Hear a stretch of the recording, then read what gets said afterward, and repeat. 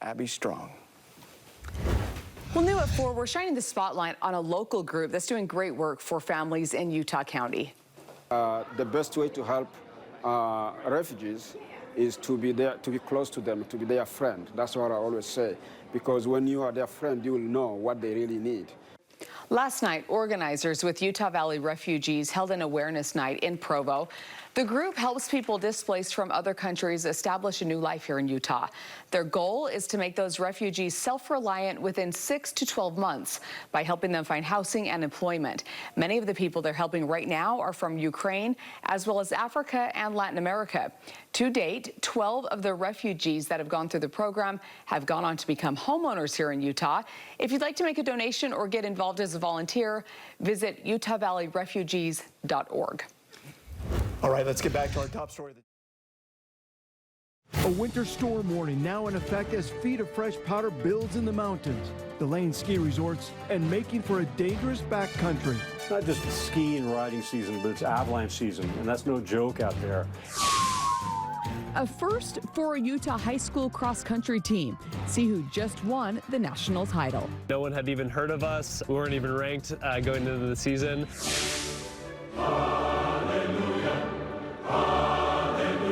And thousands gather at Temple Square for the Church of Jesus Christ of Latter-day Saints Christmas devotional. At this glorious Christmas season, come, let us adore him, Christ the Lord.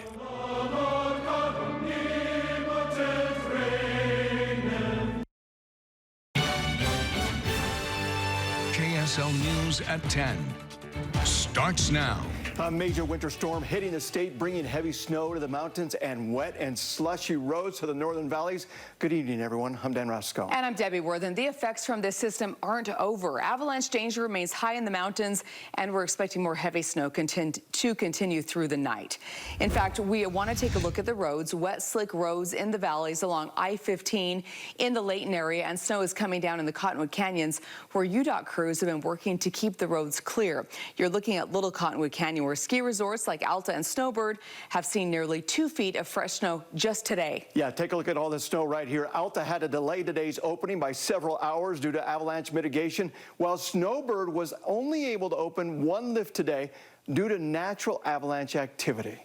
We have team coverage tonight on this winter storm. Brianna Chavez checking in with Utah's Avalanche Center and ski resorts for the latest on the impact of this storm. But first, Kristen Van Dyke is tracking this storm, and we're still expecting to see more rain and snow tonight, right, Kristen? Yeah, the storm's not over yet. I mean, this thing has been nonstop, tapping into some very deep moisture, an atmospheric river event where we just have tons of moisture to wring out, and you can see it still coming in here.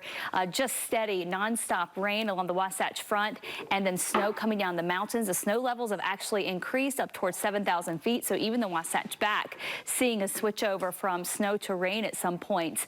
You are starting to see it break up a little bit in Cache Valley, and then some spotty rain down towards Ogden, but you get into Davis, Salt Lake County, still going strong down towards Provo as well. As we continue through the night, we're going to add another 2 to 4 inches of snow potentially to these totals, which are incredible from this weekend. 45 inches at Alta, Snowbird 40 inches, 37 inches at Brighton, Park City, 23 inches, Provo Canyon 20 inches. So we're talking feet of snow from this storm this weekend.